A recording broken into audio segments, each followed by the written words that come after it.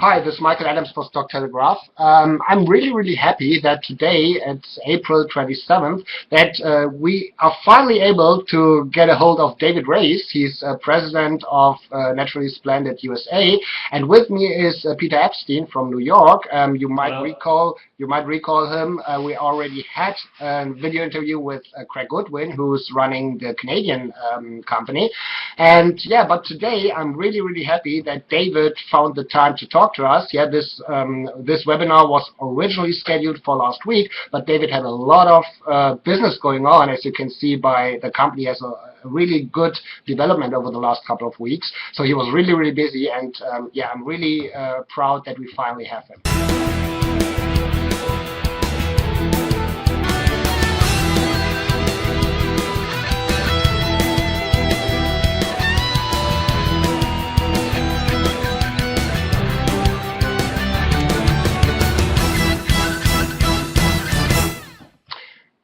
So Dave, first of all, thanks for finally taking the time to talk to us, or finding the time. Yeah, we tried to touch base with you last week 2 times, and you were always traveling and busy. And but that's because, hey, we saw, Peter and myself, we are monitoring the company for a couple of months now, and there's a huge development in the company. Like every couple of days, you're coming out with a new news release. And actually, that would be the introduction before we really talk about you. Is the stock is halted since the beginning of trading today.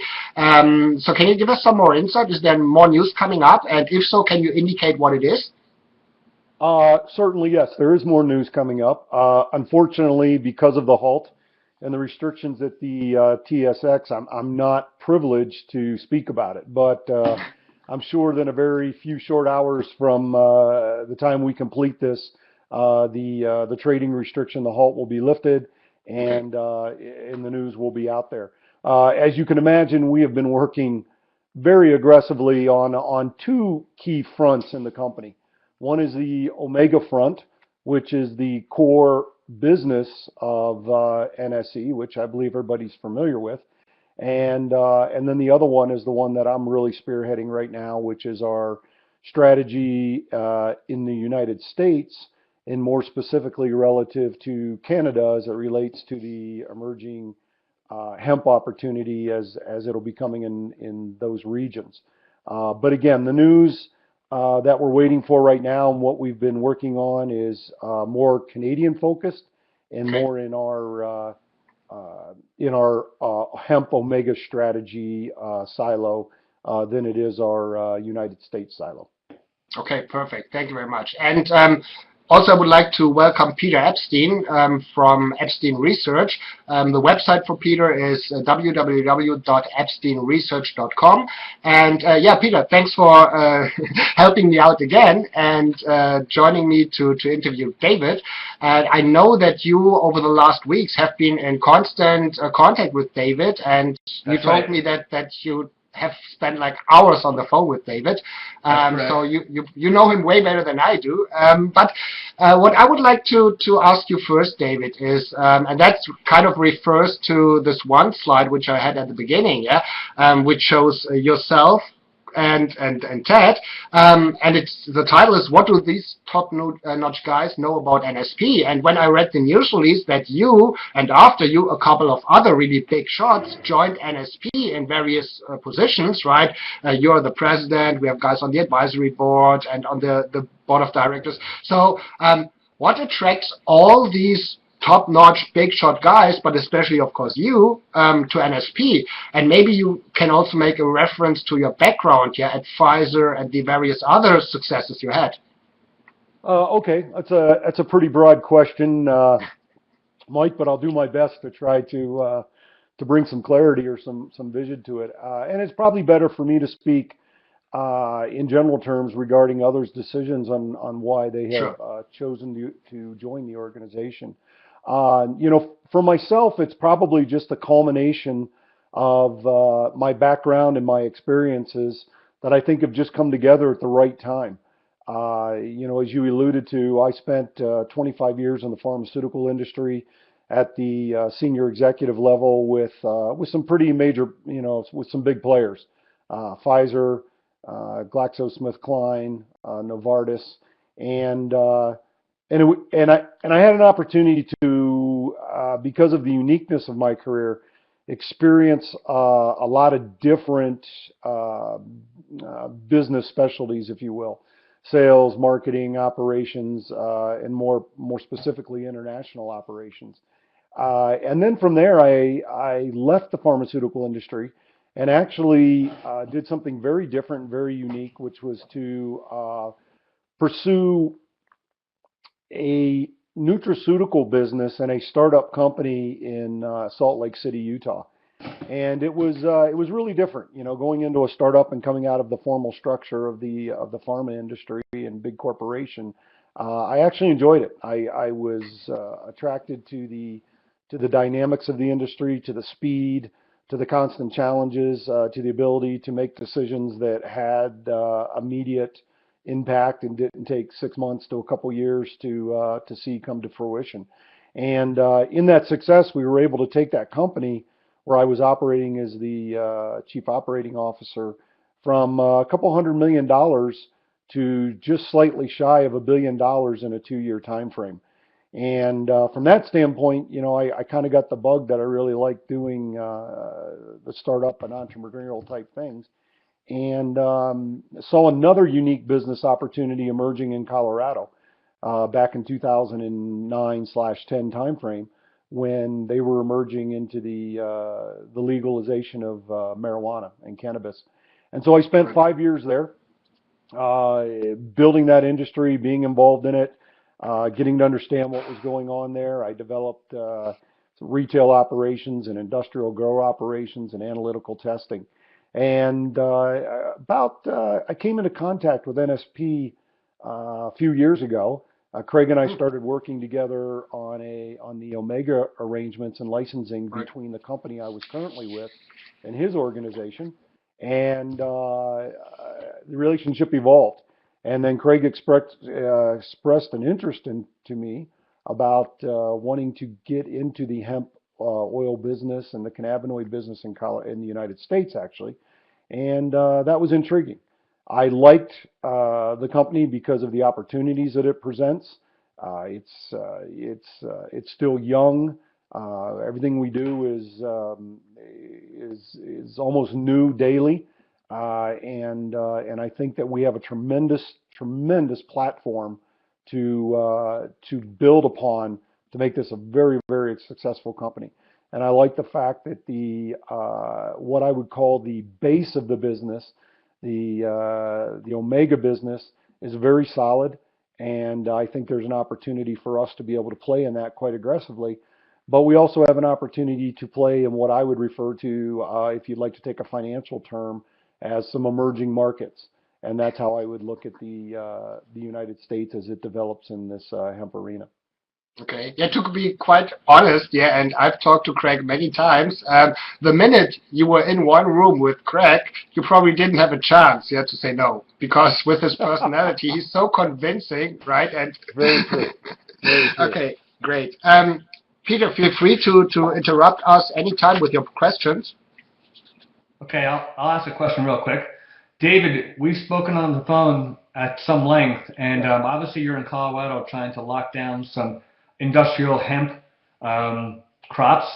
Can you update us on how that's going? Yeah, in a very brief, I guess to start out, it's going very well. It's hard to answer that question directly without kind of giving just a little reference to the background and laying the dynamics of what's going on. This is a very new industry in our country.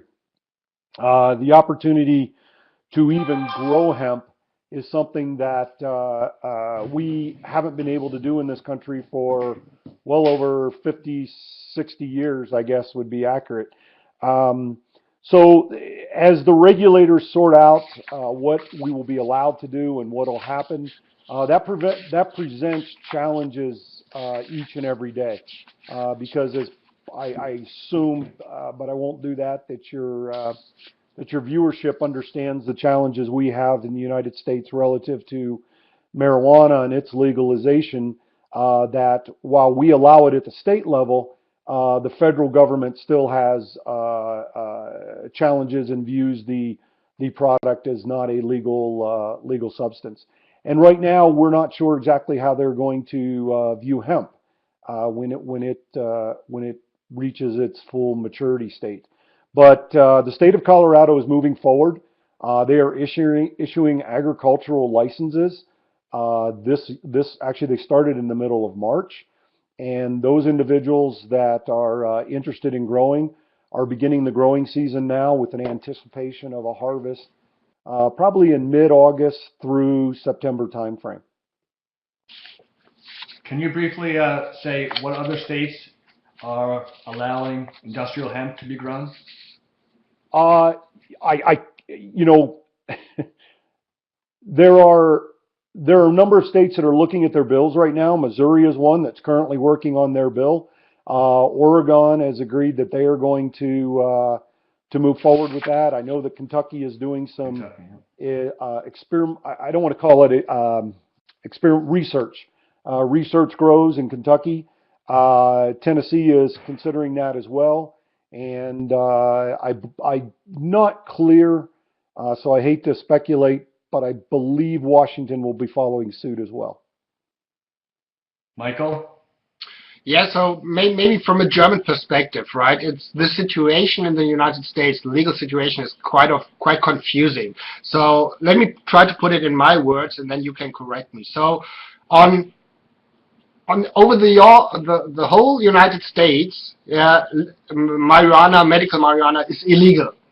But then the individual states, for example, Colorado and some others like Washington, they decided, who gives a shit, forgive my French, who gives a shit about what the federal government says, yeah? We are Colorado and we allow production and sales for medical marijuana or even recreational marijuana. Is that what? Okay, how does this... Yeah. Sorry, I'm just trying to... No, it's good. It's good. Okay, that's kind of weird. It's weird, but that's something I'm used to with dealing with North America. So what's the situation if, let's say, you have a grower and he grows hemp in Florida? I'm not sure if that's possible, but let's just assume in Florida. And then, but your production facility is in Colorado. And then, let's say in Florida, you can produce it and it's legal, and also in Colorado it's legal, but you need to fly over whatever other states or transport it on the highway. Are you allowed to do this, or how are you? I think it's kind of really tricky. It's very tricky. And first of all, let me just give my disclaimer that I'm not an attorney. And actually I have been talking to a number of attorneys that are actually trying to sort this out. So let's make sure that we keep the two silos separate. One is your marijuana regulations. So it's very, very clear to everybody right now that if you are growing and or retail selling a marijuana-based product or a product that is derived from a marijuana-based plant, that material, that end product can only be sold in the state that it is produced in. So nothing can cross state lines. Okay, so in Colorado can only grows, produces, and sells within their state boundaries via their licensing arrangements with their state government. Okay. It is structured right now like that in every state, that each state does its own individual, or individuals doesn't sound quite correct, that each state is unique in and of itself. But that the products remain within the state. You're absolutely correct that once you cross state lines with the material, you now get into a concern relative to federal regulations. The second piece of this is how will these regulations relate to hemp? And this is where it's very gray, and we're very much like we were 5 or 6 years ago when Colorado started out with legalizing medicinal marijuana or medical marijuana. You know, it was unknown. They weren't clear. They weren't sure how it would all work out. And that's how we're beginning with hemp. As hemp comes online, there is a prevailing philosophy that says that because hemp is not high in THC, it usually has an expression that's less than 3%, that therefore it's not a it's not in the same category as a marijuana plant, and that we should be allowed to grow it, extract from it, and be able to ship it across state lines, Okay. either in a raw material or an extracted material. But to give a clear answer as to whether that is a black or white, yes or no today, I don't have that, and I don't think anybody does. Okay.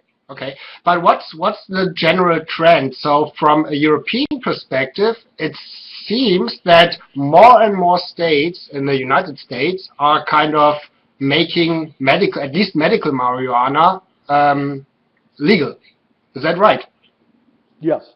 Okay. Yes. Does this also? Yeah. Go ahead. Sorry. No, please. I was just going to say the list continues to grow. Okay. Does this also include the recreational part, or is it strictly medical marijuana? It depends on the states. The predominant direction of the majority of states that are coming online approving marijuana are doing it in the medical arena, not in the recreational. And that's very typical. It's probably what you would expect to happen. Begin with the medical, sort through the issue, see how you go, and very much like Colorado. They didn't take on medical and recreational at the same time. Okay. Oh, that makes sense. So if you're for right now, let's assume you're producing your product in the boundaries of Colorado. So what's the demand that you are thinking of? So what could be the demand if you're limited to the state of Colorado? And or in other words, what's the population of Colorado? Well, the demand is very interesting because you've got Colorado's unique. So if we just want to talk about that, there's three different demand opportunities. Number one, you have the medical demand. I don't want to be held accountable for stating numbers that are inaccurate. Sure. So I haven't looked at them lately, exactly how many licensed medical users there are in the state. The last time I looked at it, I believe it was around 150 to 160,000 licensed medical users. Okay.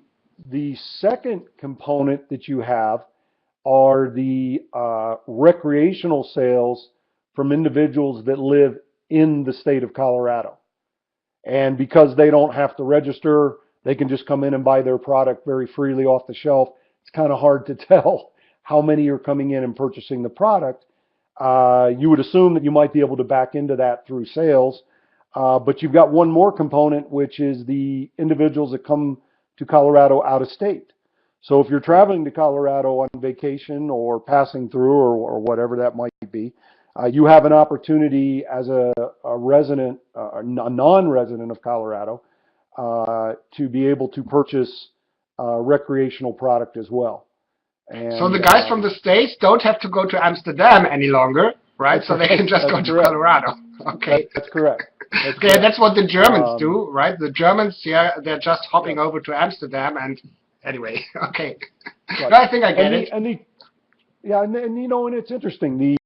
The tourism business, I think, has experienced a boom in Colorado as a result of this. There are retail outlets that are saying, as a result of the recreational sales, it has exponentially increased their sales. So it's much more profitable on the recreational side potentially than it is on the medical side. Sure. Okay, Peter? Well, again, I've spoken with David about what's going on in Colorado, and we started off by saying that things are going well, but were you able to lock down any sources of industrial hemp? How much is being grown in the state of Colorado? Is it a large amount? Peter, that's a great question. I don't have the exact amount. I am currently, literally, as we speak right now, locking down land contracts, which will allow me what's the word I want to say? A projected production, hopefully in August or September. One of the things that's going to challenge us in Colorado is, this has never been done before. So trying to understand how the seeds will react in the soil, how they'll react at this altitude and this latitude, as well as the amount of sunlight that they receive. You know, there's a high level of ultraviolet concentration in the sun in the state of Colorado. If I'm correct, I believe the state receives over 300 days of sunshine a year. You know, the experience that we can draw from is predominantly Canadian experience or European, which are on higher latitudes, if you will. And so we don't know. We could grow a field of 500 acres of hemp and get 6 times projected production, and we could grow that same field and end up with you know, negative 6 times our projected production. So until it happens, and then the farmers start to adapt and the seed genetics start to develop, I don't think you're going to really understand for 2 or 3 years just exactly what the full capacity and capability is of the state. Great, thank you. Okay, and maybe we're jumping around a little bit, but Yes. because we are, but that's no problem. It's a discussion. So You can fix that later in the editing. yeah, Right? no, no worries. So as I see this girl holding the Natera product, so and you said that you can't ship hemp-based products within the states, and I'm not sure where Natera is produced, but could you, in theory, sell Natera in the United States? Well, yeah, we have, and let's be careful when I'm talking about shipping hemp products. I'm currently talking about a CBD related product, a cannabinoid related product. Okay. We have hemp related products in the U.S. already. You can go to our local grocery stores and buy hemp seeds or hemp Okay. hearts. You can buy lotions and creams that are hemp based. But again, that material is being purchased in a raw form overseas or from Canada, and then being put into a third party type product. Right, but this means you could sell Natera, like the retail line, which is there, and also this positive effects, the thing for dogs. You can sell that legally all over in the United States, in all 50 states. Yes. Okay. And is that also part of your task, like establish the distribution of these legal retail products in the United States? Yes, to make it very simple, it's downstream right now because not to get it too complicated, but um, uh, when we begin to reach critical mass, if you will, on our industrial hemp growing in the U.S., then we'll be able to have the raw material to do what we need to do to support the Natera line or Positive Effects or any other hemp-related product that we may have at the time. But the company just in this news release dating April 20th, you said that, or the company said that it secures industrial hemp supply until end of 2016, right? So, but this is from a Canadian producer. And it says something like a minimum of 3,000 pounds. So if this is, let's just assume that all of this 3 million, it's 3 million pounds. Right, 3 Yeah, million. if all of this 3 million is going into Natera and Positive Effects, right? And there might be enough product to ship it to the United States. So, but building up this distribution, like whoever is going to sell it, Walgreens or I don't know, this is part of your job description, or is another guy taking over this part of developing the retail line distribution? We're working on that in a shared relationship right now. Okay. It's not solely my responsibility. It's not solely NSE Canada's either. So it's something that Greg and I are partnering on, and we're discussing it. And again, there's I think as we started out this meeting talking about the news that's going to come out later this afternoon, there has been no lack of opportunity for NSE. Okay.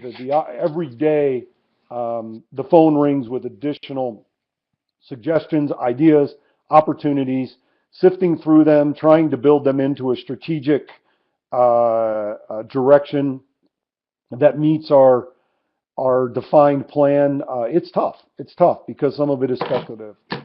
So you'll see that we've been spending a lot of time trying to get some of the basic building blocks in place right now, knowing that we have future things to look to, but we haven't decided to take that on or tackle that yet. Yeah, and I read this Chris Perry interview with you guys, where he interviewed you and Doug and I think Ted and Craig. Yeah, like separately, how Craig explained it to us, and it was kind of interesting to read it. Yeah, because everybody said something different, right? And but what I got besides from Craig is that everybody said we need to focus. Yeah, I think especially you said stay focused. So what would be your, and to be honest, if I look at Naturally Splendid and all these developments, I also get confused, right? And I'm not sure about Peter, yeah, here, but I get confused because you do this, and then there's this industrial hemp, and then you have the positive effects, you have Natera, and then you have, yeah, all these different things, yeah, let's say pieces of a puzzle. Yeah, but right now the puzzle doesn't really fit together. It's all still there on the table, and you have all these puzzles. But I think what I'm trying to say is, what's your primary focus right now? So what is it where you spend most of your working day with? For me right now, it's the United States. It's trying to understand what's happening as it relates to, and let's, again, not to confuse terminology, in the hemp/industrial hemp marketplace and arena. It is more than a full-time job right now to stay up on each component and the daily changes that occur relative, again, to regulations, to growing opportunities, to potential sales opportunities, and down the line. Okay. Peter? Yes, a deceivingly simple question, which I don't think is intuitive to perhaps lots of viewers, but the sativa plant itself, it could be marijuana or it could be industrial hemp. And when you try to describe that to investors, even friends or family, how do you describe that in a succinct way?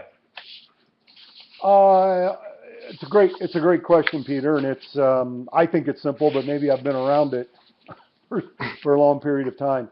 Typically, both plants express very, or both forms of the plant. Let me back up. You're right. So there are, cannabis sativa is the name of our plant at the top of the house, if you will, and each plant, or each cannabis plant produces two different types, marijuana and a hemp-related.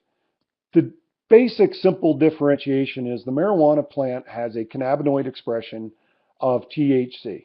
The component that people are familiar with that gets you high or gives you a euphoric feeling or whatever you're after there, something that it, psychotropically alters your persona, if you will. The hemp plant is relatively void, or as I stated earlier, has a lower expression of THC, basically to a level that you would not get that psychotropic interaction. So the way I like to sort of make an analogy is a hemp plant is very much like non-alcoholic beer. There's little or no expression of alcohol in it, and you're never going to get any effect from it, regardless of how much you were to consume. Yeah, I'm not sure that it even exists in Germany. Yeah, actually, Probably. no, actually it does. Oh. But it's kind of a decaf latte or something, yeah, right? So I think that's kind of a trend, yeah, that everybody wants to enjoy the products but doesn't want the side effects, yeah. Like we have Diet Coke, yeah, we have non-alcoholic beer, we have decaf cafe, right? So all this crap. Yeah, anyway, the other thing that, not to lose the impact of what I was trying to say, but here's what the interesting part is, that once you take the THC cannabinoid and set it aside for a minute, the two plants are very, very identical. And when I say they're identical in their DNA structure of essentially what are the cannabinoids that are in the plant. And right now, what's being researched is the benefits of these cannabinoids. If you can get the same benefits from the cannabinoids that come out of the hemp plant, then now you've got a plant that isn't as complex to grow, isn't as expensive to grow, and obviously,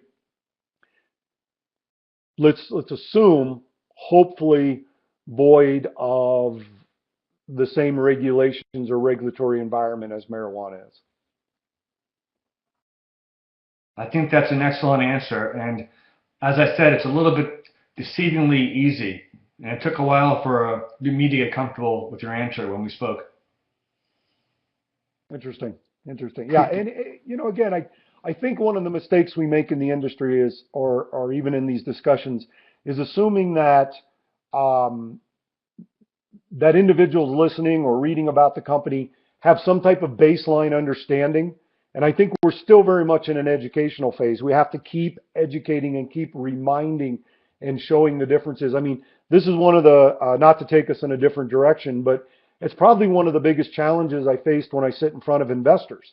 And I start to explain the industry and these very same things. You have to remember about every 10 minutes to keep coming back and say, yeah, but let me remind you, this is a problem, or this is a challenge, or this is what we're dealing with, and this is why we're different, or this is why this product will be different. It's very it's complex in a very simple way. It's strange to say, but it is, to get people to go, right, I'm keeping all those different points in my head at one time while I'm trying to continue a discussion, because nothing can be done linear or in a silo by itself. Michael? Yeah, I think that was really, really good. Maybe a last question, and I bring back my famous crystal ball, Dave. So if you look into this crystal ball, where do you see NSP in, let's say, 3 to 5 years? Oh, geez. From an opportunity standpoint, I can't even think of anything really intelligent to say other than that the sky is the limit. I mean, I think that, as I said before, and you brought up earlier, our greatest challenge right now is managing the opportunities and making the intelligent, rational business decisions that we need to make along the way to take the most value that the marketplace offers us. So I think that if you look at the Omega market, which I believe at last check is a 40-some billion dollar market, there's tremendous opportunity for us in the Omega, along with the technology that we have, to be a significant player. We don't even have to be a major player. You don't even have to dominate it to be very successful if you capture a percentage of that market. As far as the other side of it, what I call the emerging hemp industry in the United States, I don't even know, where this will end. It's got tremendous upside and tremendous opportunities. And I think that's what's happened is everybody has been so focused on marijuana because it's exciting, it's unique, it's sexy, it's cool to talk about. Everybody seems to have some opinion and relationship to it. Hemp's kind of coming in under the radar screen a little bit. And once it burst onto the scenes, and people start to understand not only the value, but the number of different areas that hemp can be applied to, whether it's materials, clothing, medicine, potentially as a food source. It's going to be very interesting to see itself sort out. And I think, going back to our first question, it's the reason why I decided to join this organization. There is tremendous opportunity, and I like the landscape, and I like where we are positioned right now in that landscape. And I think that that's probably what each person who comes to the table, whether they're in an advisory capacity, employment, or on the board of directors, that has this experience, or heavy hitters as you've been talking about, I think in their own different way, each one of them sees that opportunity and a chance to really guide something that can be big and unique. I guess that was the perfect final words. If Peter, if you don't have anything to add. No, I agree. I think that's a good way to start Okay. the interview. Okay, so David, thank you again for taking the time. I hope it was valuable, guys. This it isn't was always really, easy. really good. It And was. so Okay, thank you, Peter. we keep fingers crossed, yeah, for all your endeavors. And hopefully, yeah, within a couple of weeks or months, yeah, whenever there's something going on, we would love to have you again, yeah, and then we can discuss even in more detail.